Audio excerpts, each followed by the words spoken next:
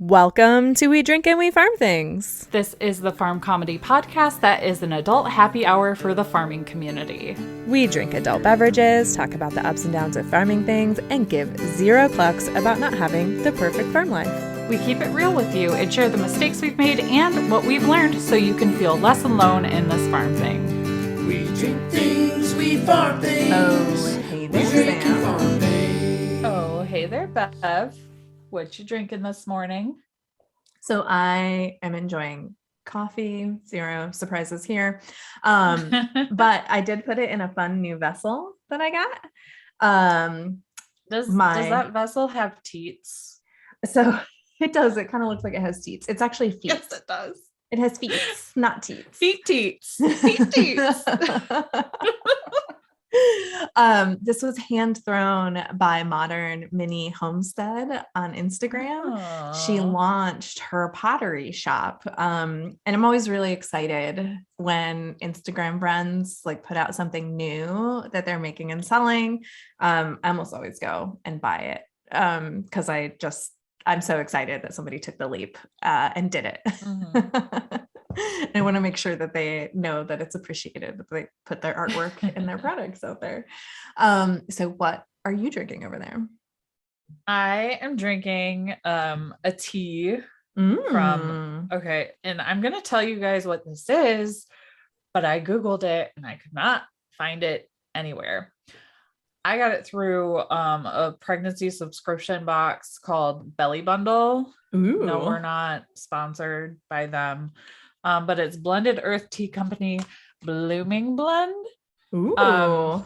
It has chamomile, rose hips, nettle leaf, dandelion root, orange peel, red raspberry leaf, rose petals, stevia leaf, alfalfa leaf, and hawthorn berries. So it's got a lot of stuff in it, but yeah, it's not bad. It's a little plain, but allegedly it promotes relaxation while decreasing night sweats, exhaustion, and morning sickness. And herbs like raspberry leaf help with postpartum health and breast milk production. Also, I've read a lot about red raspberry leaf. Yeah, I was just getting ready to say your uterus. And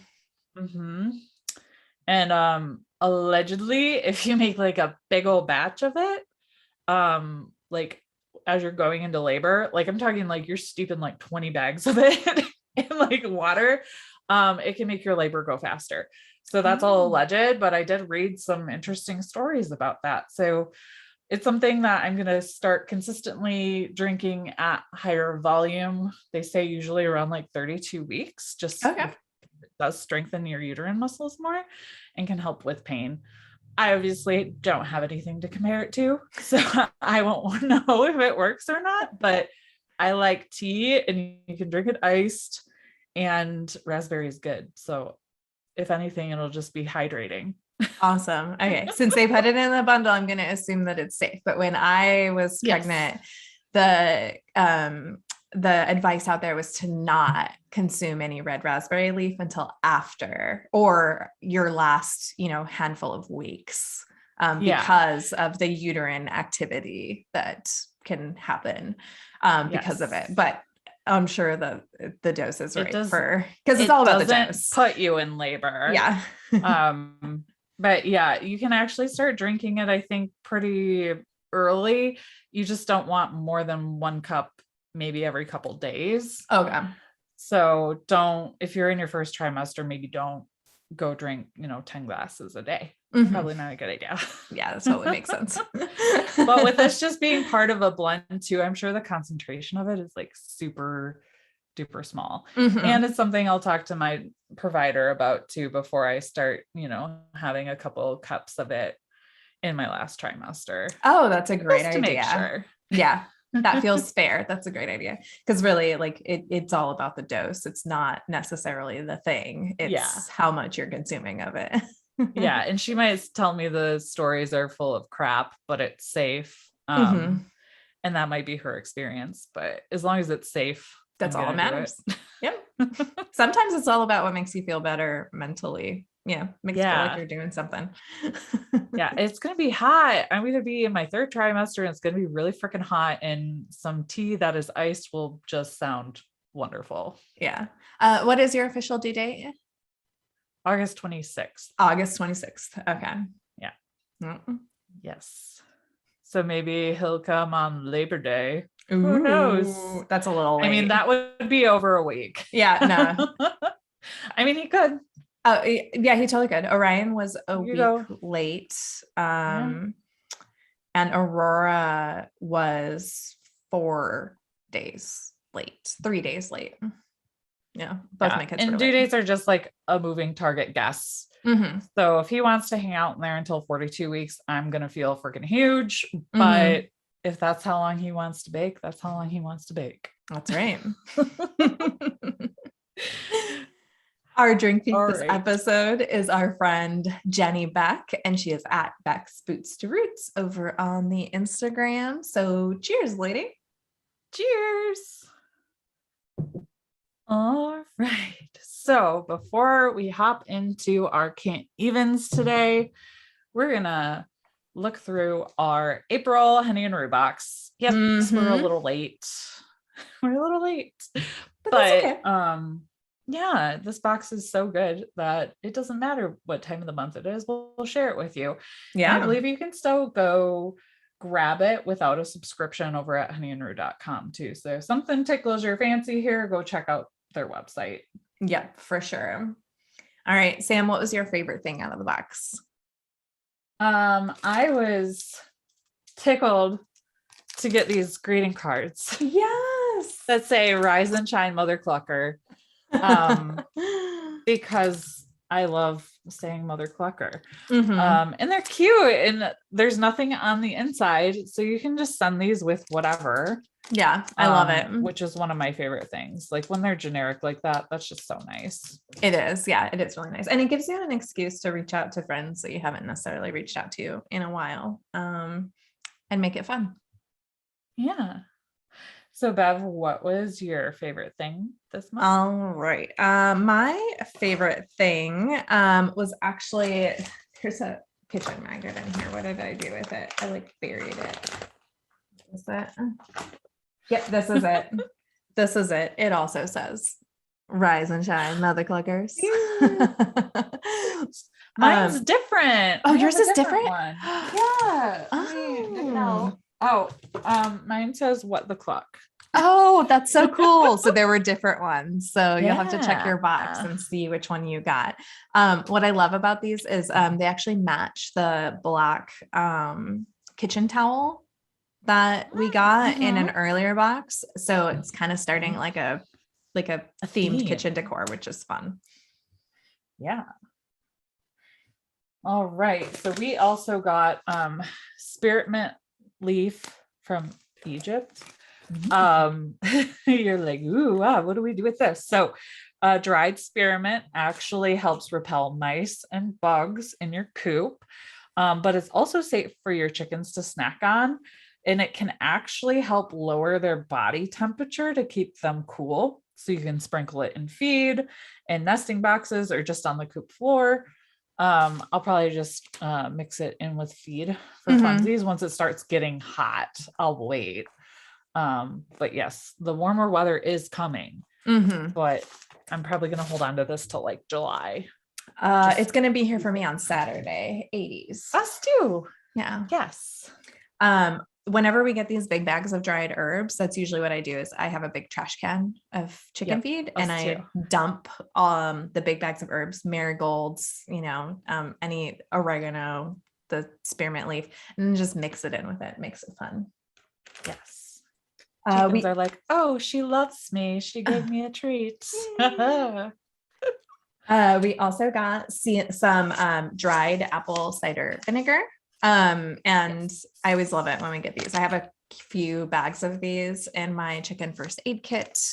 It's a good boost to just like throw in drinking water whenever, you're having an issue. It's a good way to kind of rebalance the gut of your chickens. Yeah. Not just for humans, apparently. I don't like the taste though, Mm-mm. personally. The other thing we got is this big old bag of chicken ecstasy. It's an all natural premium blend of red Milo, crimped barley, dried mealworms, omega-3 rich flaxseed, and other healthy ingredients. So sometimes if the chickens are acting really good, I just mix this in with their feed too, because we do a couple big bags at a time, so you can like barely notice. Or if they're being annoying, I just dump it off the porch so they don't try to go into the garage or the barn. Oh, that's a good idea. That's a good idea. We also got another of these. It's a vanilla scented fly repellent. I hang these around my milking parlor. Smart. Yeah. It's really smart. Yep. Keeps the flies away, especially now that it's starting to warm up, because they are being obnoxious again. They are upon us. Yeah. Mhm. I've been trying to be on top of like getting at least the cow to eat the fly control minerals early, so it actually works in time this year. Mhm. But it's always so hit or miss. It's hard to line it up sometimes. Yeah. Percy was rubbing his face on the ground the other day, and Jared's like, Oh, what's poor wrong guy. with him? And I was like, he's probably got flies on his eyes. Poor guy. Maybe that's why Fancy's face has been so dirty the past couple days. It hasn't been that warm, but maybe she's just a little itchy. Mhm. She's got mud face. Yep. All right. So the other thing we got was some hydrogen peroxide, which is really great to just have in your first aid kit, because you can use it to disinfect minor cuts, scrapes, burns. So yeah, that's something very handy to keep around too. Mhm. And it's not a big obnoxious bottle either. No, it's like the perfect size. Yes, for chickens. And then we also got a magazine, Acreage Life. Yay. Looks like there's all sorts of cool, helpful articles in here. Awesome oxen. They built America, but where are they now? I've been making a lot of Sounds Oregon like Oregon Trail jokes lately. That sounds like a future episode, because I don't know where the oxen went. I kind of want to know. So maybe Yeah. we'll share with Well, you now I'm guys if it's curious. interesting. Let's stop recording this Yeah. episode so I can read this. No, I'm just kidding. And as always, there's a compostable nesting box pad in there for full-size chickens that you can use in your coop. So yeah, that's it for this month. If you would like a May box, go to honeyandrude.com and use code DRINKANDFARM to get 10% off your first box. And we'll put everything back in our box before we dive into our can't evens.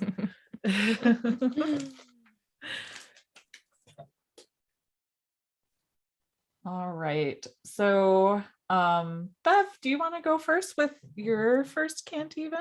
So actually, I was going to let you go first, because you have a can't even in here that is just so exciting that like it has to be shared like immediately. I feel like I was cheating when I put this one in here, because first of all, you sent it to me before it went out on Instagram.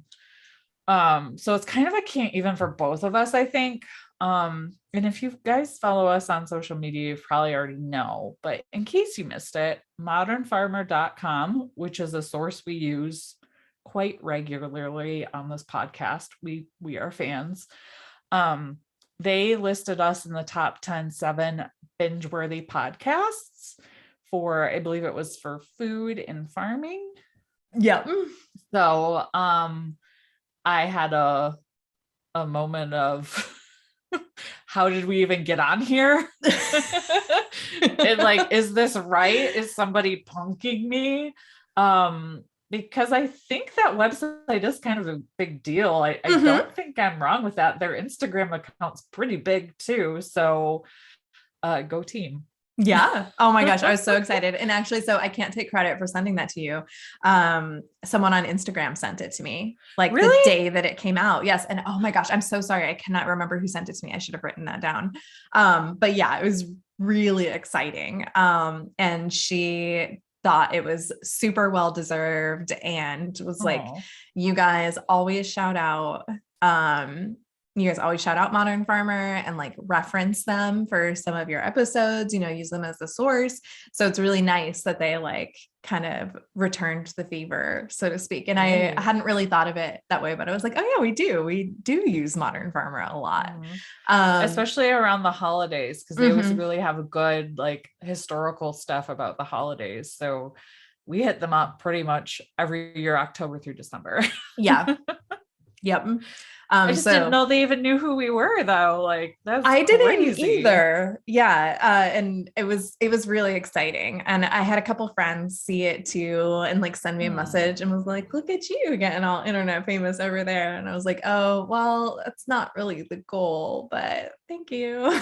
I mean, we don't want to not be internet famous. Yeah. But yes. I just really loved that they called us binge worthy, because I've always felt like we're kind of binge worthy. And so that felt really validating and really good and exciting. So I really appreciated being a part of that list. And it was a total surprise. Like no one reached out to us and said anything, or that's why I was so like confused. I was like, why is she sending me this? Because no way in my mind did I think we were qualified to be on this list. So when I scrolled, I had like a holy shit moment. Like that's my full name in an article. Yeah. People are come stalk me, people. Yeah. It's so exciting. Yeah. So thank you to Modern Farmer for including us. And if you're listening to this now because of that Modern Farmer article and you've never heard of us before, welcome. Yeah. We drink and we farm things. Yeah. We hope we don't scare you away. All right. So now, Bev, what is one of your can't evens? All right. So one of my can't evens is that a new millipede species was discovered, and Taylor Swift was the inspiration for this new species name.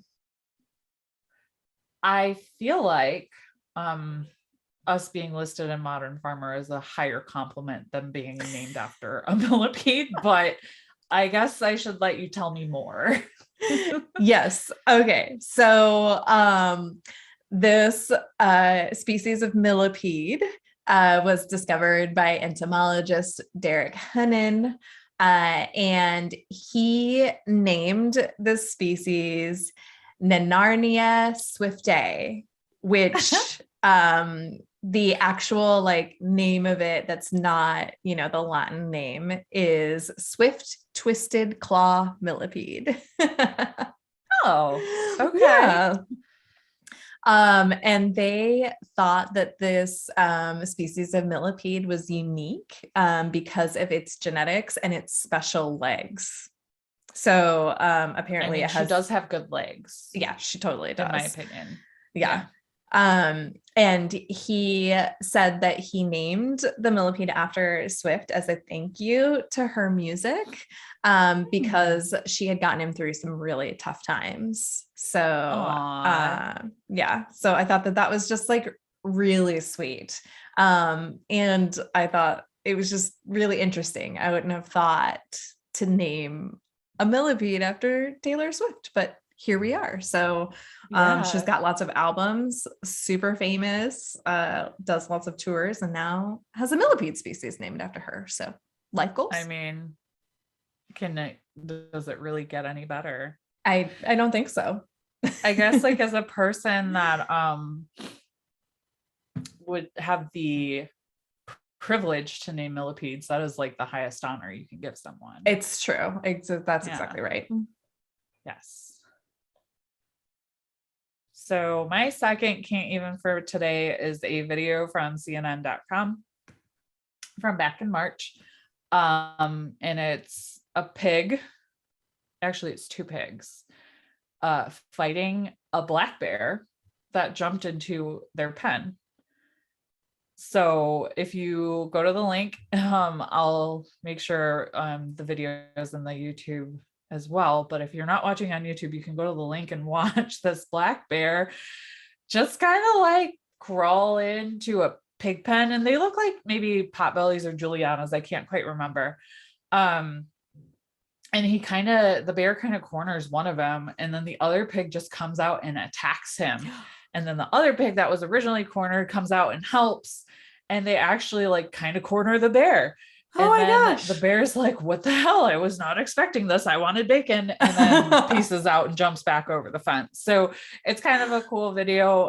It was caught on camera and recorded by the owner. And she's kind of surprised too that her pigs were able to do that. So it could have been a far worse outcome, especially when it's recorded. You don't want to see that as an animal owner if it doesn't go so well. But it's got a happy ending. Nobody is hurt, including the bear. So go check that out because it's pretty unbelievable. Oh my gosh. Oh my gosh. All right. So what's your last can't even? All right. My last can't even is from the dodo. And it's a cat that is so obsessed with a frog toy that her family decides to get her all of them. And the pictures are just the best. You have to throw these pictures on YouTube because they are so adorable. So this little cat, her name is Mochi. She was found abandoned in a parking lot with her brother. And they were adopted when they were old enough. And they actually both still live together. The brother and sister were adopted together. And then after they were adopted, somebody or the new owners bought a frog toy for Choco. Choco is the brother, actually. So it's not Mochi that gets the frog toys. Oh wait, sorry, just kidding. They both got frog toys. I'm having a sure day they over share. Here. They do. They share. But it turns out that Mochi is the one that has gotten super attached to her frog. So there we go. I got it straight. There's Mochi, there's Choco. It's easy to get them confused anyways. So she gets one. She loves it so much. They buy her a couple more. And then they buy her like a gazillion. And this little tiny, this little frog looks like a little frog prince is what it looks like. It's like a frog with a crown on. And she's got like a gazillion and she's just buried in them and loves them and wants them on her all the time and is always hanging out with them and sleeping with them. It's like the cutest thing I've ever seen. And I can't even. And it also turns out that I'm now a crazy cat lady and I'm obsessed with cats and I just got a new cat. I saw that. How did that happen? Farm story time. Okay. So what happened was, so this cat, his name is Deuteronomy. We're considering renaming him because Duty. Aurora. Yeah, that's what I've been calling him. I've been calling him Duty Tootie. That's such a good cat name. It's really cute. Yeah. Aurora wants to rename him because Aurora likes to name the things. But anyways, so I went over to my friend's house and he was an indoor, outdoor, like kind of barn cat. He wasn't really their cat. He just kind of lived on the property. And so I would go over there and every time I was over there, he was on my lap and just purring the whole time. And he's like this big fluffy cat. He's so cute and he's very sweet. He loves people. He loves being in the house. And it turns out that at their place, they weren't letting him in the house anymore at all because he was beating up on one of their kittens. And so she was so afraid to come out of like the closet that she's going to the bathroom in there. So they're like, we can't have this. Like it needs to be a safe place for, like the pet cats that we actually like went and picked out. So he was going to be an outdoor cat there, which isn't a big deal. He's totally fine being an outdoor cat. But then the other barn cats that live on the property were starting to beat him up. So he's got drama. Yeah, the drama. So he's got some pretty nasty wounds right now. So he's staying crated in the barn for now while he heals. And I make sure that there's nothing weird or anything like on him. But he's missing a lot of fur and has some wounds on him. But they called me and were like, hey, I know this is kind of a long shot, but would you like Deuteronomy? Because I had always joked that I was just going to take Deuteronomy home. Anytime we went over there, Aurora picked up Deuteronomy and tried to sneak him in the car. Aww. And so I was like, well, I got to talk to Jared first and make sure that he's okay with it. And I talked to Jared and he was not into it to say the least. So I just let it lie. And then 10 days later asked him again, and he was like, I really don't want another cat. And I was like, well, but if we don't take him, he's not living this great life. We could totally use another barn cat. Like, it won't hurt or anything. And I kind of want to have him like in my office as like a sort of like hybrid indoor outdoor cat. I won't let him like on the bed or anything because Jared's allergic. So that's right. So I guess the TLDR of this story is Jared didn't want another cat, and we got another cat. So is his name from the musical Cats? Oh, yes, that's got to be what it is. Okay.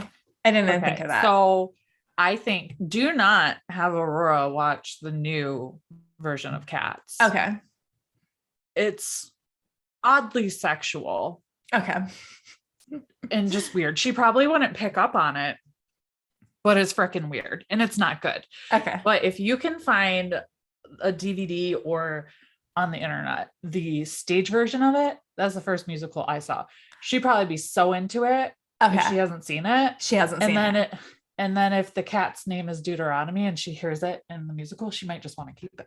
Okay. Or she'll pick one of the other more fun names. Yeah. Okay. So you're right.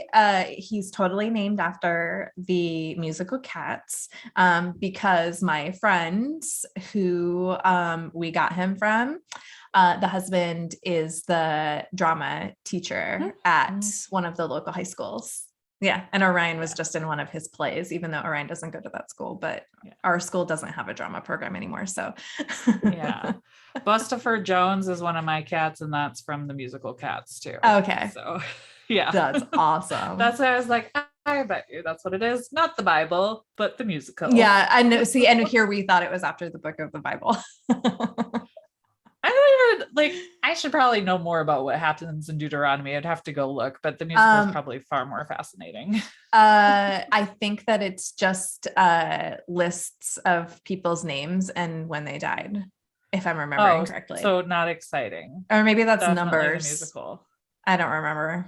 The Old Testament isn't my thing. I should know. There's kind of just a few books in the Bible, so I get a little mixed up sometimes. Yeah. But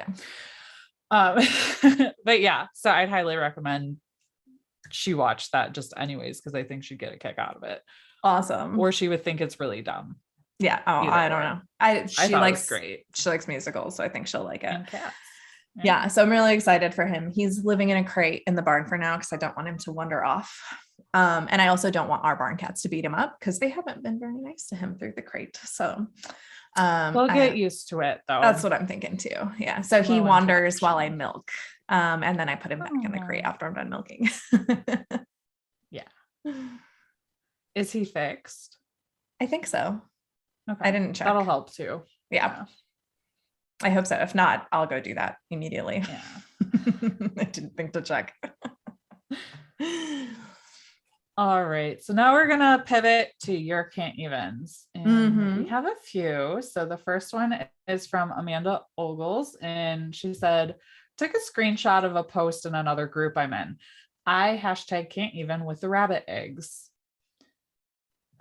Rabbits don't lay eggs. Spoiler. In case you were curious.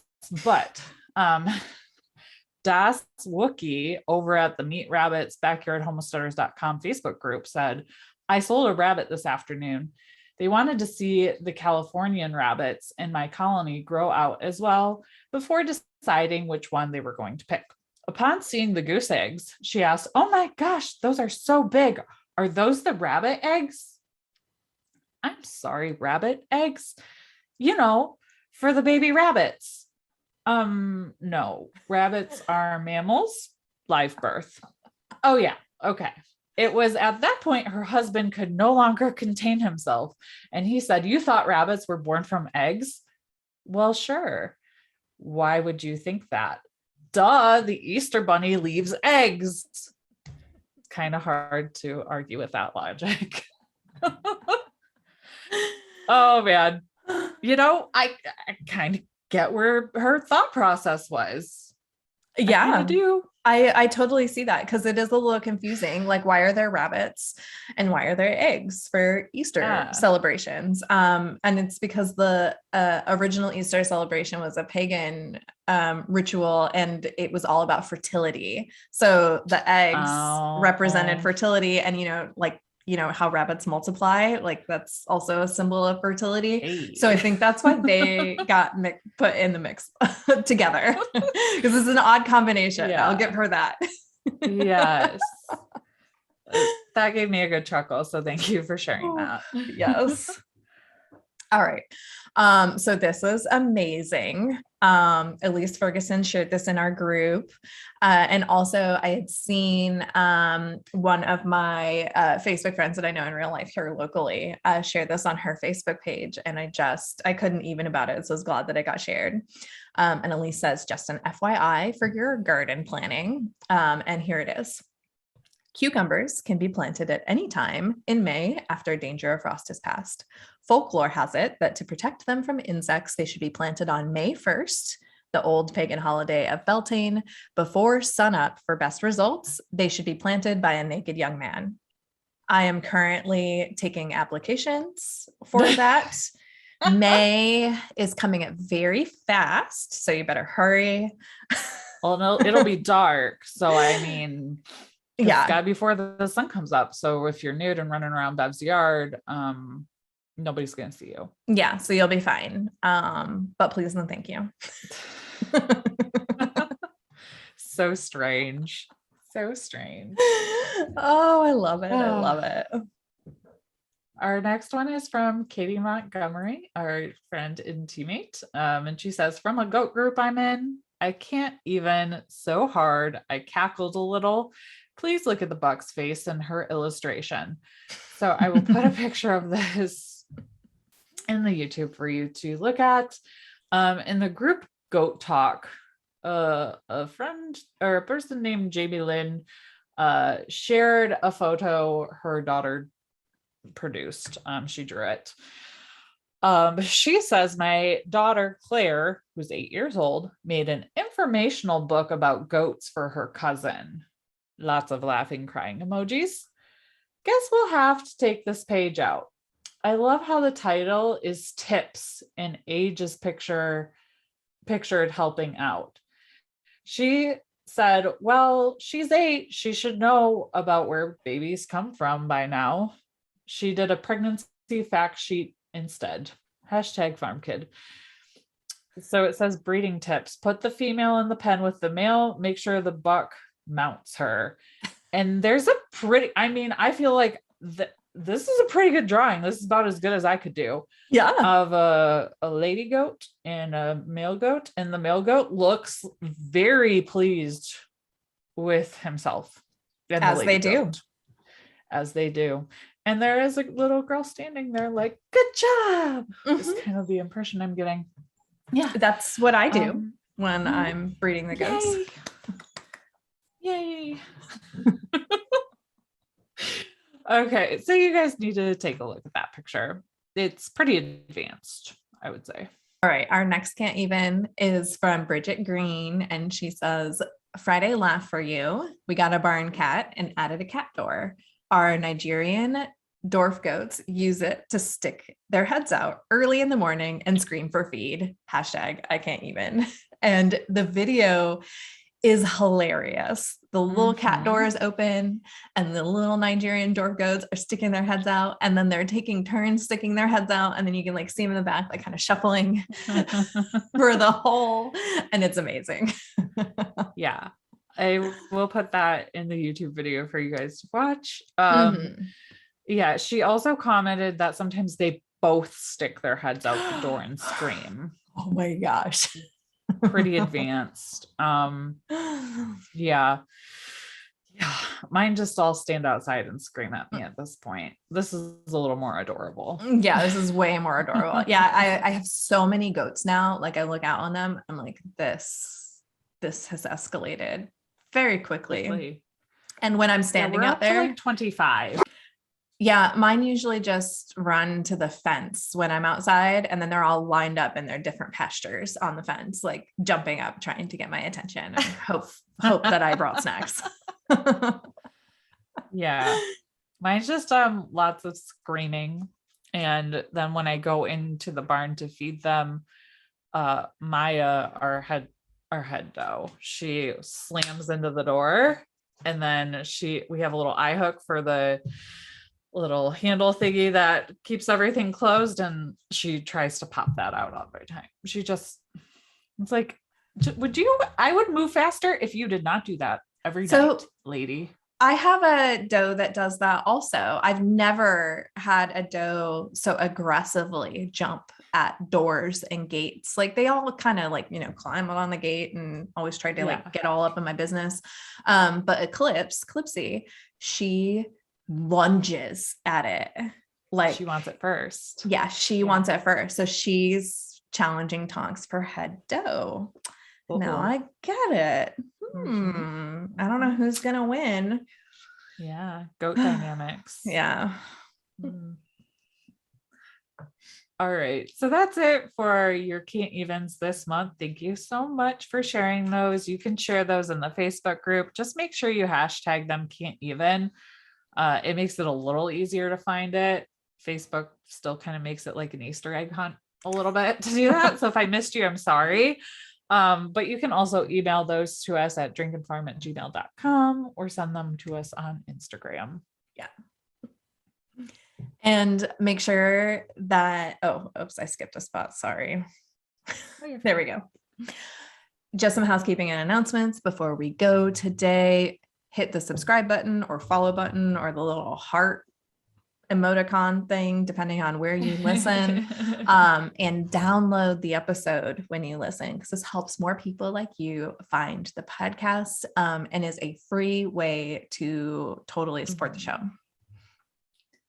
And make sure you take a look at the show notes for maybe links to things and links like to our merch shop and some other fun things. Yeah, we make it pretty easy for you to find all of our good stuff. Yeah, we sure do. So until next time, drink, farm, and give 0 fucks. We Bye drink now. things, we farm things.